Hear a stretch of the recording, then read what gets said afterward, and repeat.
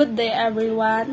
I am Marivel Micael together with Jericka, Padilla, Ellaine, Severino, and Jessa to discuss the assigned topic to us, which is St.Thomas Aquinas theories.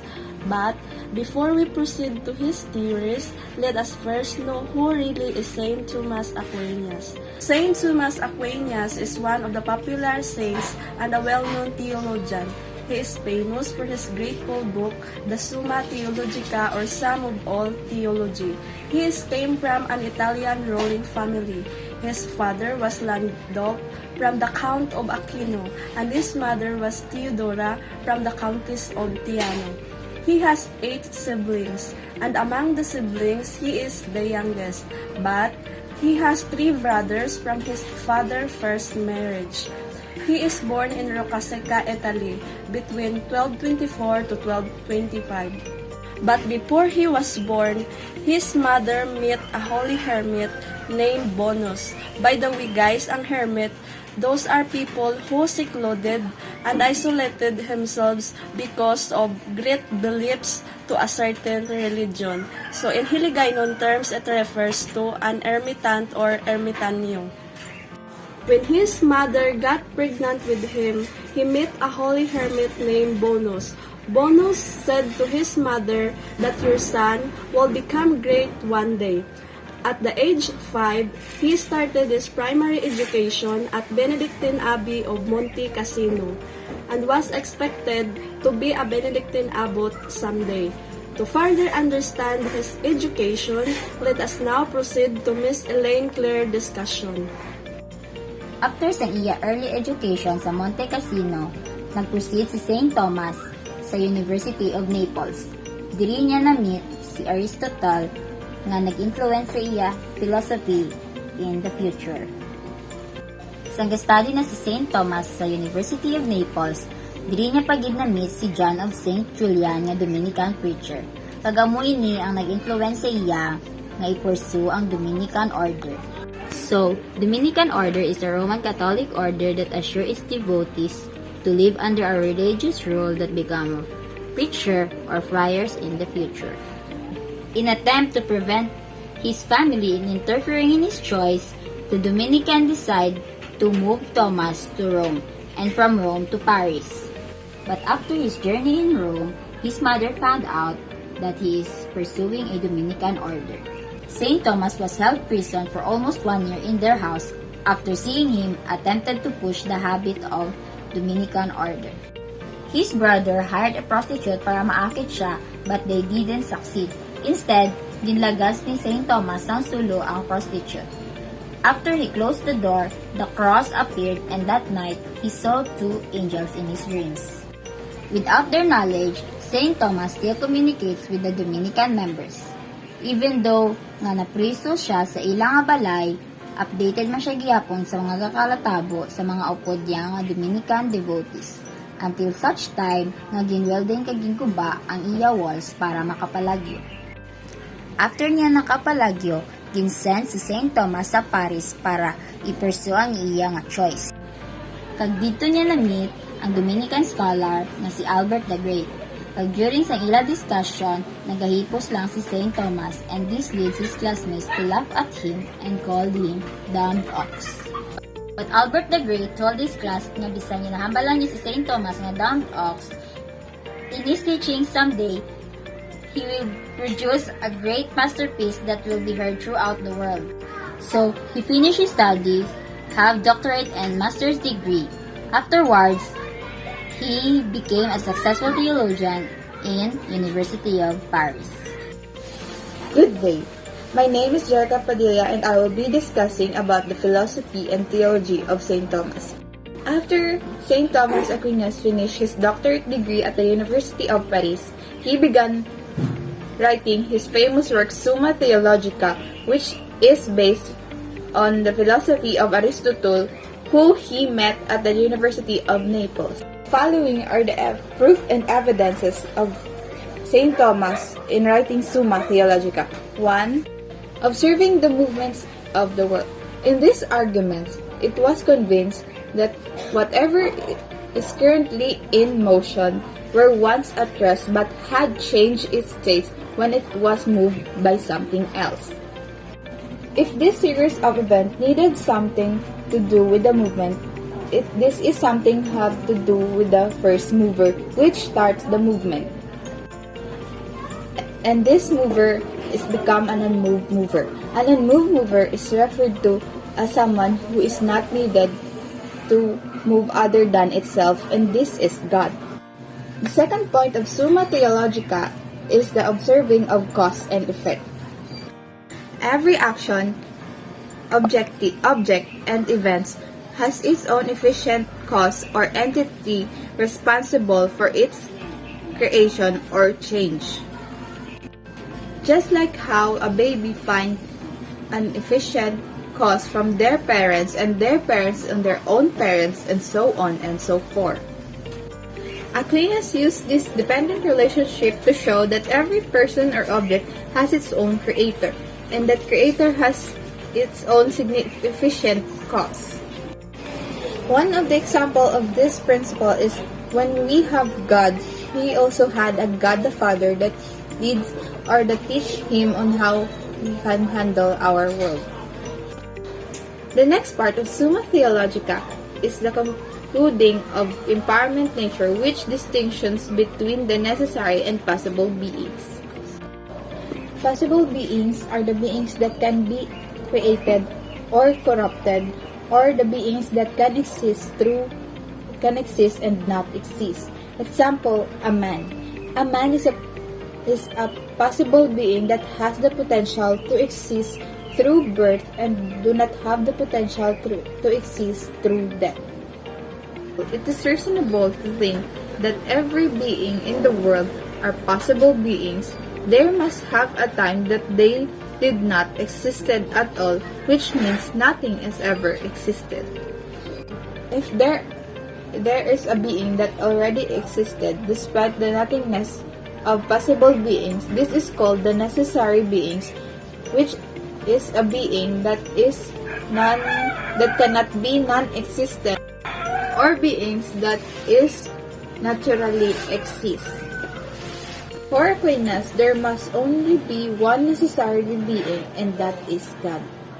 The fourth part of Summa Theologica is the perfection. This argument uses man's knowledge of perfection and his tendency to evaluate whether an object is more or less perfect. Judging something to be more or less means that there is a standard that is used in the evaluation. But how can a man have such standards unless there is being that is perfect to compare to? Aquinas affirmed the existence of such a perfect being and says that if any other being was compared or evaluated against such perfections, and they would always be judged as perfect, and this is God. The last part of the Summa Theologica is knowing that natural. In this argument, Aquinas drew on the notion of causality that is presented by Aristotle. As the cause refers to a specific object or entity that has been created to fulfill. And other natural beings in the world have a purpose, and we need to act according to that. For example, a bird. A bird's wing behaves in accordance with its design, which enables them to fly. Humans speak using their mouth in accordance with their body design, which enables them to utilize air and various muscles in the body that help in producing sound. It says that if there is the same sort of designs in our world, there must be a designer, and this designer cannot be just simply human or other creatures themselves. Aquinas refers man as imperfect and not intelligent enough to set such a good design. Therefore, the design of our world, including man and humans, was set by some beings that is more intelligent than human and knowledgeable enough to guide them towards their ends, and that is God. Good morning, everyone. This time, I am going to present to you my discussion about natural law theory by St.Thomas Aquinas. So, this natural law theory by St.Thomas Aquinas is based on the idea that God wants us to want things, especially good things. This consists of eternal law, natural law, human law, and divine law, which will be discussed by the next reporters. So, Aquinas argued that God created the world according to natural law theory, that is predictable, goal-driven system whereby life sustained and everything functions smoothly. So, God created the things according to its creature, like sunlight for plants, meats for cats, and grass for carabaos. Basically, Aquinas made this theory according to 7 goods. First is life. We all know that life is important to us, and we don't want it to put into danger. Instead, we seek life preservation. Second is reproduction. One of the goals of Catholic Church, that is why God possesses birth control. In order for men and women to do this, God let them do it through sex drives, which allows them to produce offspring. Third is to educate our offspring, or after nila ma-reproduce or burn, we need to teach them some basic needs in survival, and at the same time, morality. So the fourth one is to seek God. We all know that among all creatures, we are born differently because we are born according to the body shape sa aton na Ginoo. So we humans, we seek God in our everyday life. Fifth is to live in a society because we humans, we are viewed as a social animal for being independent with each other. These are the basic reasons that allow us to base our reasons that derives natural law theory.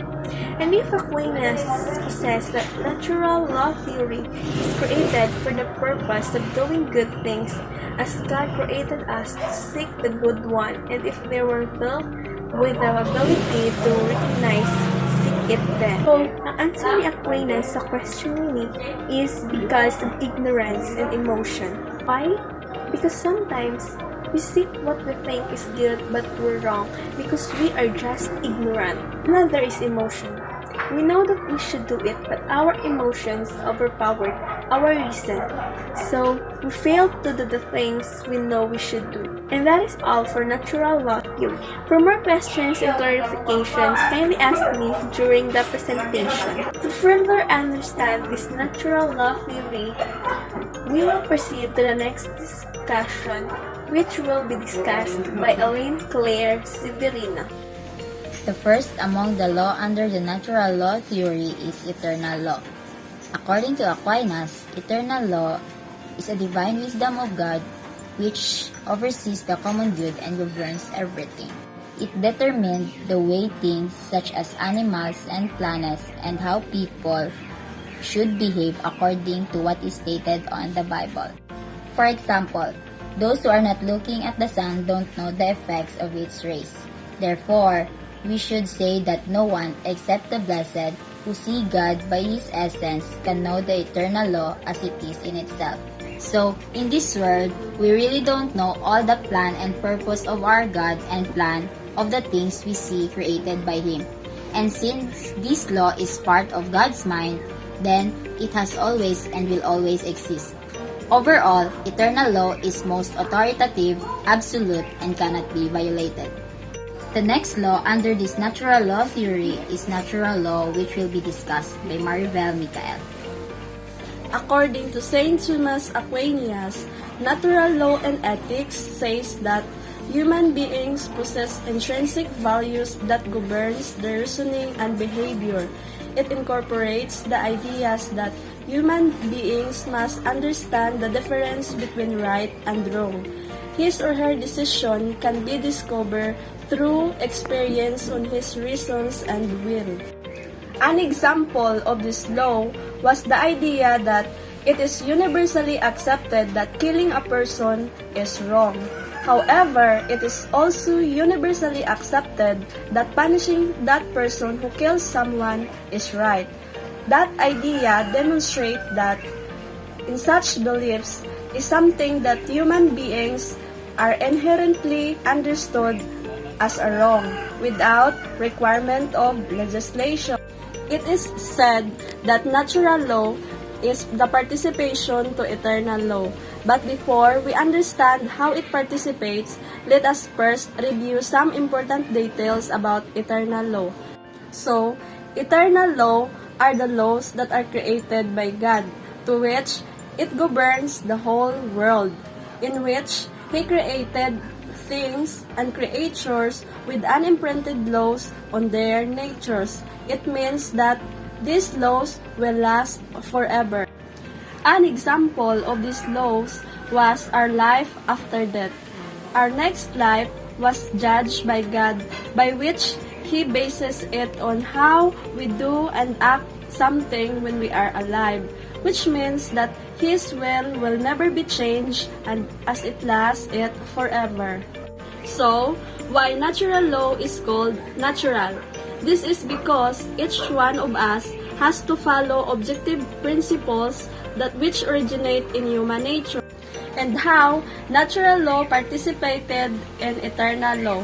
This is because God created human nature with the laws imprinted with it. By our reasons and will, we live a rational nature through determining the basis of the fundamental rights and duties. Since mankind is subject to sin, we should understand the revelations of moral truths inclined to human nature. So, we should look what is ordained in human nature before acting, doing, or deciding everything, because nature has a natural end and has fulfillment to living. Human law is derived from the natural law, which is participating in eternal law. Human law is a man-made law by the humans that is based on natural law. It is the interpretation of different contexts. For example, there is a certain person that can drive through the highway, and there is only a certain age when they can legally be bought some alcoholic drink. As you can see, it is connected to natural law because we are doing these things in exchange of goods. But in what circumstances this natural law violates human law? For example, smoking introduces cyanogenic compounds which can cause cancers. And this action is clearly violation of the natural law because it concludes the undesirable consequence that is stated at the natural law. Divine law is the law that is believed to come directly from God. It is eternal law because we believe that God is infinite and eternal, so that His laws are also infinite and eternal. Overall, St. Thomas Aquinas' theory talks about the involvement of principle, which is the rules on how to act, and virtues, which is the personality traits that are taken to be good or moral. His natural law theory is composed of 4 laws that are arranged in hierarchy model. For eternal law is the top, followed by natural law, which is the participation to eternal law, and then human law, which is derived from natural law, and lastly, the divine law, which is the revealed laws of God to men. Therefore, the concept of his theory is for us to use our natural reason and free will to discover and recognize the right and wrong actions, the good and evil, and for us to rationalize the purpose of our living and our natural being. For questions and clarifications regarding to our discussions, you can ask me and my groupmates after the video presentation. Thank you so much for listening.